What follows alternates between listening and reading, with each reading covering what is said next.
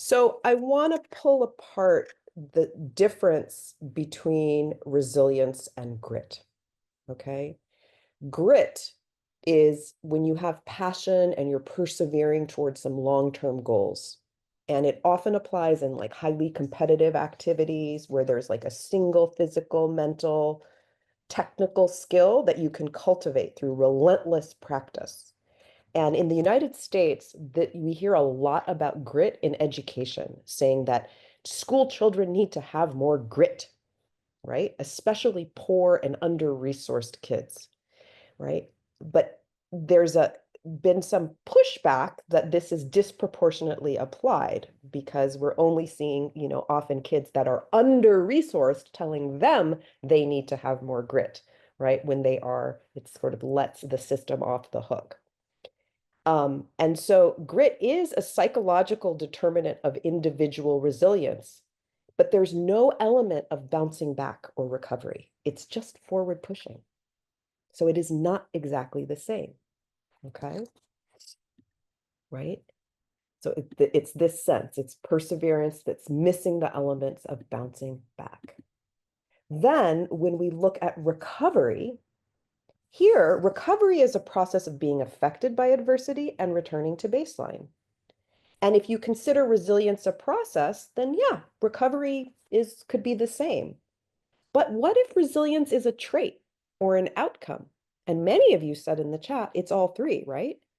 Recovery does not capture the idea of resilience as a trait or resilience as an outcome. It's only process oriented, right? And it's still only part of it. Because generally, when we say recovery, we're talking about short-term incidents, like you had an illness or an accident and you recovered. Healing is often for more longer-term things. And recovery, the other thing about recovery is it does not account for the possibility of change occurring in the experience of adversity. Like, do you just bounce back exactly the way to the point that you started? Or could you come back differently, right? And so there could be growth. We often say post-traumatic growth, for example. Recovery does not account for that. So as we are sort of weaving a deeper understanding of resilience, I'd like to detour a little bit into the history of resilience research. I personally believe studying lineage is very important to understand how we got here and what the frame is that shapes the conversation. Early research will always shape, or whoever first starts talking about it shapes the dialogue going forward. So I think it's important to understand this. And so just a little bit about the history of resilience research. Norman Garmezi is largely credited with the first research on resilience, and his work was in the 1970s and 80s. Prior to that, research only looked at vulnerability or risk factors for mental illness, and his work was some of the first to look at protective factors. And he came from a strengths-based approach, which we now find quite commonly, but it was quite new when he did it. And what he did is he looked for unique qualities that enabled success in children living with a lot of adversity. And he identified a combination of psychosocial elements and biological predispositions that he said helped children be resilient to overcome this adversity. But interestingly, and I really love this, one of his students, Anne Maston, pointed out that these children were often described in superhuman terms, as if they were invulnerable, invincible, remarkable individuals that possessed extraordinary strength. And she completely disagreed. And I love that she said, quote, resilience appears to be a common phenomenon arising from ordinary human adaptive processes. And she called it ordinary magic, right? So rather than this sort of almost a fetishization of poor children, marginalized children and their superhuman abilities, Anne saw this as a very human quality. Um, and so since then, many researchers have looked at, there's a lot of research on resilience, and it's not all in agreement.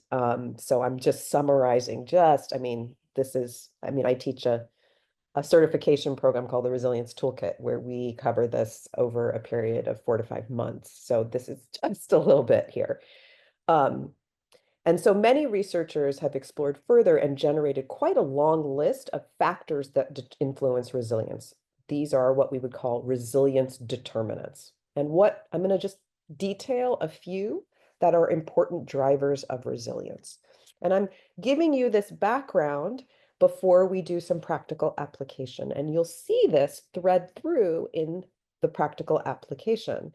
Because if we know the research supports certain determinants, it would make sense that the practical applications would also try to foster those same determinants, right? And so, but before I do this, we're going to do one more reflection here. One more reflection for you before I dive in with the pieces of research. From your opinion, right?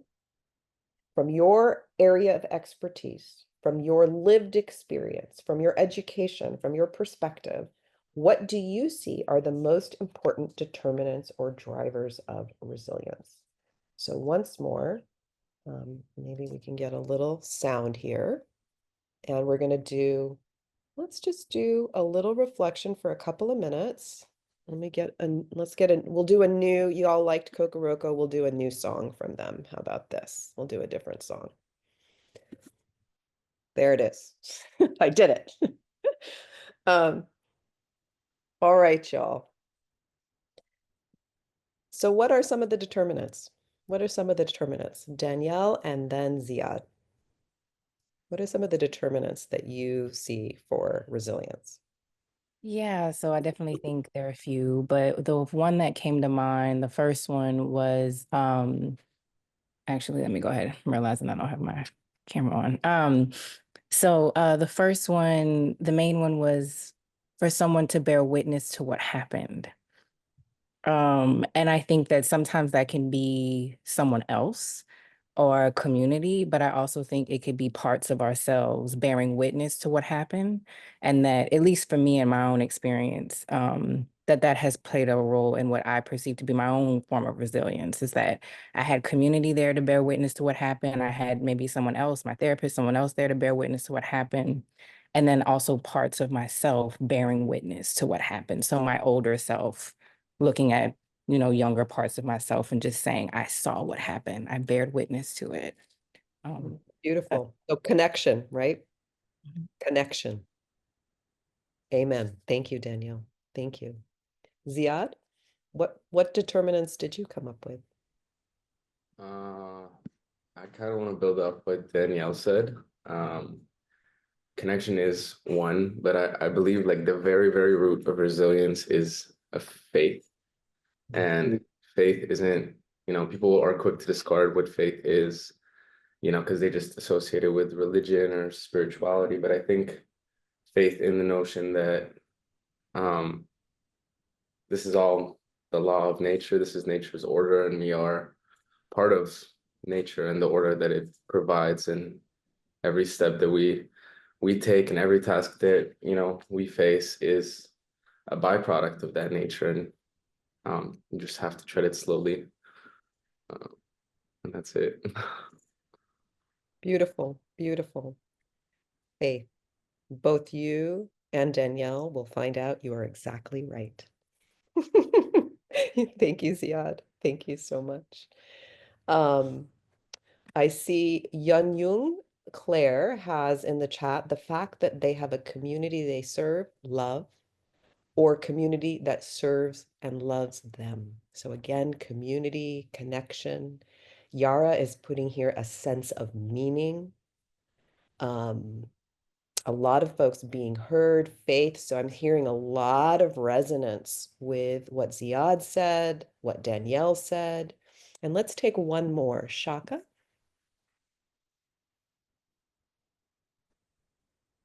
Hi, thank you so much.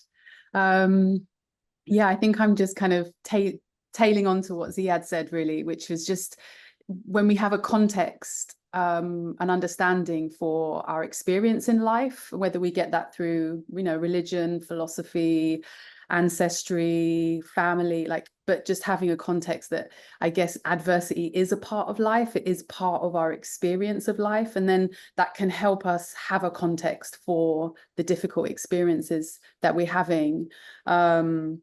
And being able to meet the challenges and find that resilience. But I definitely agree with what Ziad said in terms of like faith, and that doesn't have to be religious or spiritual, but a kind of sense that there's a higher purpose or a deeper meaning to our experiences.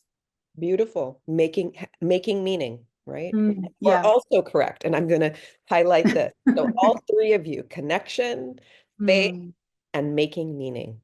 Absolutely. Thank you so much, Shaka. Thank you.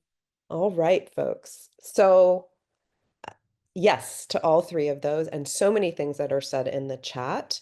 We're going to close the chat now, and I'm going to ask folks to bring their hands down. And I'm going to go through some resilience determinants. Some are highly technical, and we're going to touch into the three that were shared by Shaka, Danielle, and Ziad. Let me pop back in here because we're going to get a little technical here.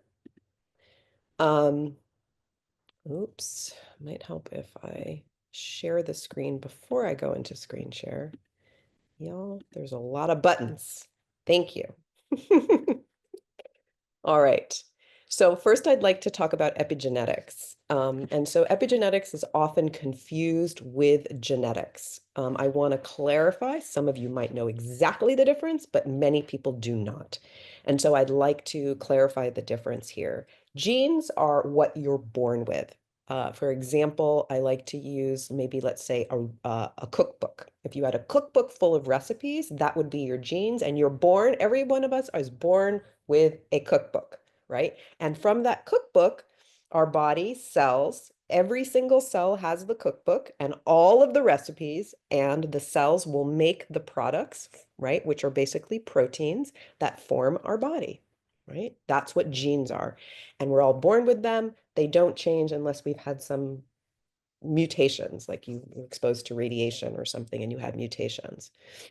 But what's interesting is that our genes don't, if you think about, each cell has the entire cookbook and the recipe to make every single protein. So the cell in my cheek, right, has the recipe to make teeth, to make eyes, to make liver, to make bones, to make my heart, but it only makes skin, cheek skin, right? Cheek skin. Because what it does is there are structures that either twist up the recipes or the genes, shall we say, or cover them so they don't get expressed, right? And so only the cheek genes get expressed. They're covered up on top of epi.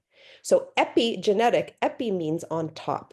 Basically, our genes go on and off all the time. Not all genes are expressing because genes have to do different things in the body. Some recipes are going to be making their protein and some will not.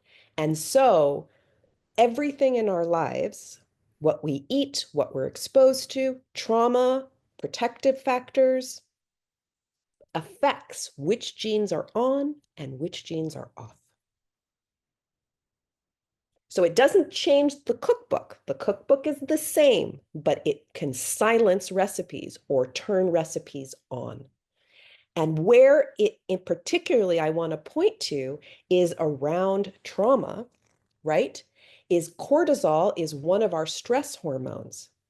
And when somebody who is pregnant experiences trauma, the genes that control this hormone change, right? The recipe is the same, but something comes on them and changes how they function.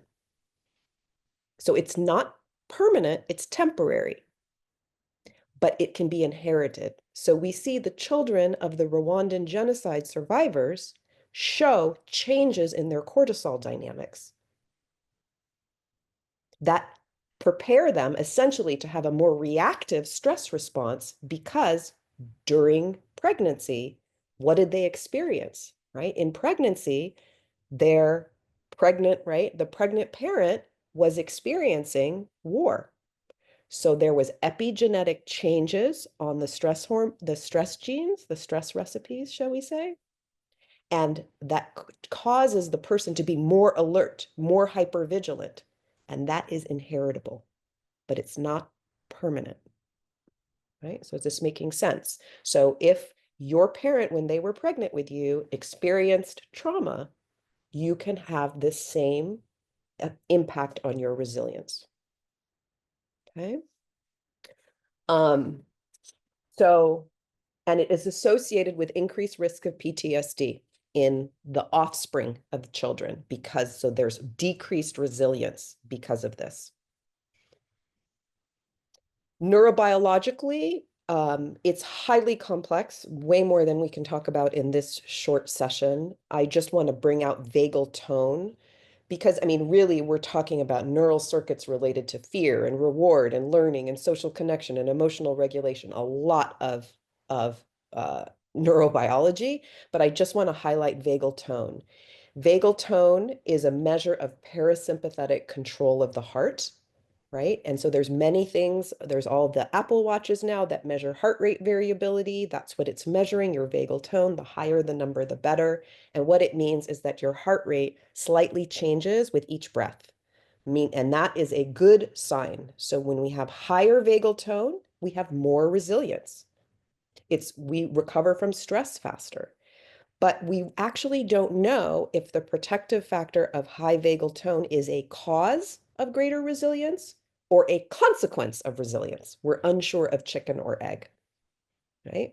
But so all that, next time, if you have an Apple Watch or one of those watches or Whoop or one of those, and you can actually measure what's the heart rate variability, and that can tell you something about resilience. In the psychosocial domain, I want to cover a few of these. Emotional, the capacity to regulate emotions, meaning here difficult or challenging emotions, has an enormous impact on stress reactivity and positive health outcomes. So it's very important in terms of resilience and outcomes. Resilience has been associated with the capacity to regulate emotions through strategies such as the ability to cognitively reappraise. So like if you have an experience, you can reframe it in a more positive light. That is a quality. The quality to be able to accept things, learning to accept what's not in your control. Mindfulness, focusing on the present moment versus past experience or future worries, fears. So that is held in emotional regulation. For the second one, regulatory flexibility. Regulatory flexibility is the ability to use a variety of coping mechanisms depending on the context or situation. Like there's not one perfect or right way to cope. And so parts of regulatory flexibility is how well do we read context? How well do we read the situation? Two, do we have a repertoire or a menu of different behaviors? Or if we always do the same thing and are very rigid, we're going to have less resilience, right? To have flexibility here, and many of you talked about flexibility as a quality with resilience when I had asked. So sometimes you might use active problem solving, right? Where you gather information, you learn things, you cognitively reappraise the situation, you're active problem solving.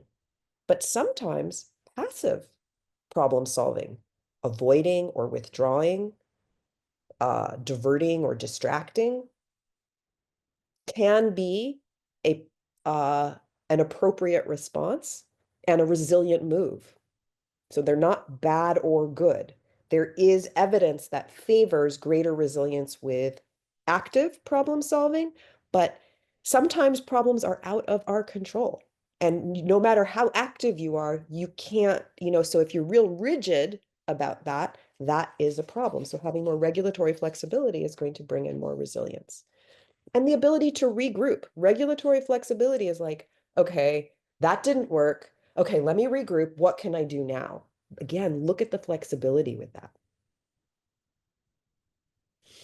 Moral courage is here. So this is responding to a challenge using a personal or moral or ethical code. We kind of say something like morals gives you a backbone. I know, Ziad, you talked specifically about faith. The research uses more religiosity or spirituality in that sense, a sense of, and which relates to what Shaka said about making meaning, right? Faith helps us make meaning despite brutality, chaos, despair, right? It helps us have meaning. And also this mission-driven, or to be committed to something bigger than yourself, a purpose, a cause, a mission, the universe, something bigger than yourself. So often faith can have a little bit of the spirituality and the mission or commitment feeling. And lastly, here's altruism. When we focus attention on others, it can help us reframe our own challenges. And when we are helping others, right, it can give us enhanced self-acceptance and self-confidence. So these are all resilience determinants, right? These are all things that can help people weather storms. And more than that, make space for hope, as so many of you have beautifully shared when your conception of what trauma healing is. But I want to say something really interesting here is both Garmezi and Maston and most researchers acknowledge that there is no single demographic, personality, or biological factor that has been shown to predict or enhance resilience by more than a small degree. So each of these things help, but they only move it a little bit. There's one exception to this that buffers the effects of stress and helps people weather storms and heal. And this is actually a childhood protective factor. One of the biggest determinants of resilience is a stable bond with a protective and well-functioning caregiver. So just let that land a little bit. I know that that can be hard for those of us that did not have a stable bond, did not have protective or well-functioning caregivers. So this can feel really hard to hear. And there can be grief that's arising, and how are you holding yourself through that? I recently saw something that said a form of generational wealth is exactly this, is having a stable bond with a protective and well-functioning caregiver is a form of generational wealth that some of us grew up very impoverished. What I want to point out here, though, is that this is talking about interpersonal, this happened during a very critical developmental period, right? But outside of our developmental period, having a stable bond with protective and well-functioning adults, positive interpersonal social support outside of the developmental period, dampens our response to stress, reduces fear, increases self-confidence, and fosters active rather than passive solving, problem solving. So we know that positive interpersonal social support, connection, I think it was Danielle that said connection, fosters resilience, even outside of the developmental period. So we can get it later, and we can still be sad we didn't get it when we were small. I want to also add here about the Goldilocks effect. How much stress someone experiences impacts their level of resilience.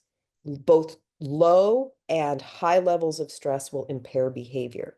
Animal and human research show that if you're repeatedly exposed to unmanageable, overwhelming, and out of control levels of stress and trauma, guess what? Resilience goes down, right? And if you have not enough, right, you're bubble wrapped, right? You never develop, adversity is what causes resilience. If we never have any adversity, there's no reason to develop this strength. So we don't want it too hard. We don't want it too soft. It's just right, which means it's having stress that you're exposed to, but it's things that you can rise to the occasion, that you have enough resources within and around you to meet that. And that actually builds your resilience. It's like going to the gym. If you're trying to lift my little skinny arms, if we're trying to lift weights, if I just lay around and do nothing, my muscle will atrophy and become weak. If I lift too strong of a muscle, too strong of a weight, I'm going to have an injury. But if I lift a weight that's just in my Goldilocks space, I will grow my muscle. That means I'm growing resilience. And it's the same, right? So it's an optimal stress exposure, or the Goldilocks effect. And lastly, I want to talk about the determinants that are ecological. And when I mean ecological, I mean the things around us, not inside of us. And here, these do have, right, the individual pieces, right, that we talked about, the psychological, right? We had all of these psychological. Those will move it. They'll move it. They'll move it, especially emotional regulation, right? We know this moves it. This helps, and these help a lot. So robust structures in society that provide people the wherewithal to make a living wage, to have secure and safe housing, quality education and healthcare, and to realize their human potential are all resilience determinants, right? And this is at a collective, societal, cultural, economic, political level. Okay. Feel free to keep putting your questions in the Q&A. I'm going to move us closer back to trauma healing. I do want to say, I sometimes use the word stress interchangeably with trauma. And I do this intentionally. And I know you are all here in a trauma healing program, but when you're out in the world and working with people, there are many people who have active trauma ongoing, or trauma that was really big for them in the past, and they are not well enough resourced to name it. And if they were to name that it was trauma, they'd fall apart. So they often will shy away from anything that's trauma related simply because they can't hear the word. It doesn't mean they can't benefit. So sometimes I'll use the word like toxic stress, or another kind of code word that is easier to hear, while we're building resources until we can name, yeah, this was a trauma. So just know that that's just my experience. I've worked in many, many communities over the decades where this is the case. People say, a trauma happens over there. No, no, we didn't have any trauma here. And it's clear there's something here. But if we talk about stress, build people's capacity, they're then able to use the word trauma. And for many people also, that stress, cumulative stress, can reach such a load that it becomes more than distressing, it becomes trauma, right? So there's a continuum there. So I'd like to talk about some of the resilience processes here, but I want to just, again, do a little bit of a detour, because it can be tempting to have a binary approach, whether resilience, like either you're resilient or you're not. And in reality, resilience more likely exists on a continuum, and it may be present in differing degrees across multiple domains of life. So like an individual might be resilient in one domain of their life. They're really resilient in work, but not in another. In their family life, they're not resilient at all. You might be resilient in one phase of your life, like in childhood, it was not great, but in middle age, you're killing it. Right? You might be resilient to one type of trauma, but not another. So it's not like binary. We're trying to add some nuance to this conversation. So with those considerations in mind, I want to talk about one of the more important resilience building processes is this idea of recovery. So recovery references, like, remember, short-term stressors or adverse events. And it's often believed that recovery begins when the stress ends, right? And that's true. Like, let's say you did a physical task. You went to the gym, you worked out, or you had an accident, and then physical accident, and then you rest because the accident's over, you've left the gym, your body heals, and you recover. Like, that's how we use the word recovery. But with mental and emotional stressors, you're not just like physically overtired or injured. You can have a feeling of saturation, like I can't take anymore. And evidence shows that when people rest, physical rest, they will still think about their stressors, so they don't actually recover. And if recovery is incomplete, your system remains activated, you actually need to like ramp up your stress response because you're kind of limping along, right? And so I want to point out, if you have mental and emotional stressors, physical rest is not actually that useful. I'm going to say that again. If you've had mental and emotional stressors, physical rest is physical rest, but you didn't have a physical stressor, right? You're not resting the right. So if anybody's ever, for example, had a traumatic brain injury, a concussion, and they put you on brain rest, when they say, get off the internet, get off the computer, because most of us think resting is scrolling on our devices. Now you wonder maybe why we're all so tired. So sometimes we think, oh, if I just change my activity, that will be a rest. No, you're just changing your activity. It may not necessarily rest you and provide recovery, right? Short breaks are an interruption, but they don't actually necessarily give you a recovery because you still have a level of arousal in your system.